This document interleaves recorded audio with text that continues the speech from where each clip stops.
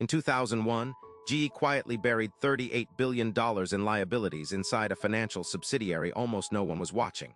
And when it finally imploded, shareholders lost $500 billion in market value, elderly policyholders had their coverage stripped, and the man who ran it for 16 years walked away with a $90 million exit package and zero criminal charges. They knew, and they buried it. So why has no one ever told you this?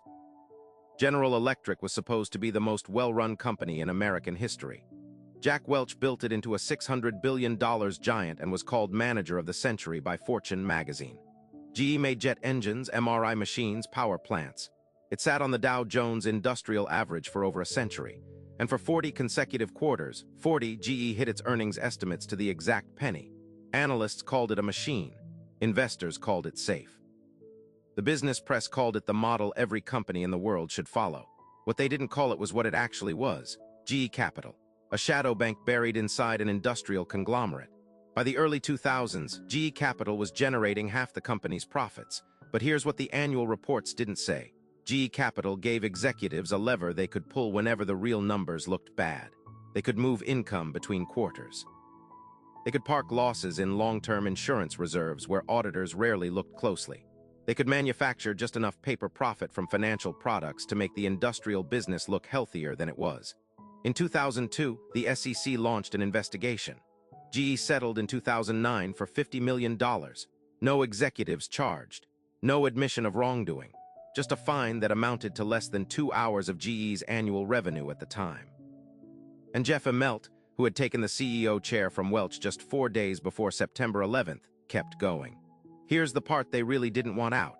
GE held long-term care insurance policies, hundreds of thousands of them, policies that were supposed to pay for nursing homes, assisted living, the final years of ordinary people's lives. And internally, actuaries were flagging a problem as far back as 2006. The reserves set aside to cover those claims were nowhere near sufficient. GE didn't tell shareholders. They didn't disclose it to the SEC. They moved numbers around, stayed quiet, and counted on the problem staying buried until it became someone else's problem. When Immelt finally stepped down in 2017, the books opened.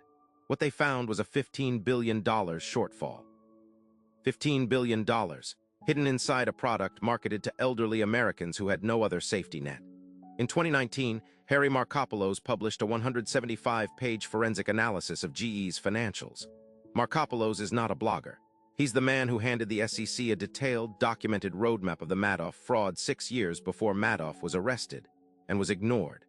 This time, he looked at GE's accounting and called it a bigger fraud than Enron. He put the total figure at $38 billion. GE's stock collapsed. Long-term shareholders, pension funds, municipal workers, teachers, retirees who'd been told GE was bedrock had been holding a security the company had systematically misrepresented for years. After 110 years on the Dow Jones, GE was removed in 2018. The stock had lost 75% of its value from its peak under Immelt's watch.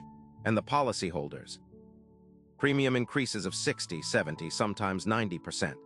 Elderly men and women who'd paid into these policies for decades couldn't afford the new rates and forfeited their coverage. The care they'd been promised, gone. GE agreed to a $200 million SEC settlement in 2020. No executives named. No criminal referrals made. $200 million on a $38 billion alleged fraud is not accountability. It's a toll booth. You pay it and keep driving. Jeff Immelt sat on the board of the New York Federal Reserve during his tenure. GE Capital had been designated systemically important, a designation that made aggressive enforcement politically complicated. The company employed 300,000 people. It held government contracts across defense, energy, and healthcare. It ran 11 registered lobbyists in Washington full-time. When the SEC investigated in 2009, GE's outside auditor was KPMG. KPMG signed off on every filing. KPMG was never charged. The same documents that a forensic analyst would later call fraudulent were reviewed and cleared. The executives who ran GE Capital through its worst years moved into private equity, advisory boards, and corporate directorships. The interlocking network of boardrooms, the revolving door between regulators and the industries they regulate, the legal doctrine of too complex to prosecute, it all held. Perfectly. GE still exists. Restructured, rebranded, split into pieces, but the executives who presided over 16 years of buried liabilities are still in boardrooms, still collecting consulting fees, still advising the same financial institutions that look the other way. Enron's CEO died in prison waiting for his appeal. WorldCom's CEO served 25 years. Those frauds were measured in the billions. GE was bigger. The alleged losses were larger. The victims more numerous. The cover-up longer. No one went to prison. So here's the question the financial press has never answered with a straight face. If a $38 billion accounting fraud at one of the most trusted companies in American history ends with a press release and a fine, what exactly does accountability in corporate America actually mean?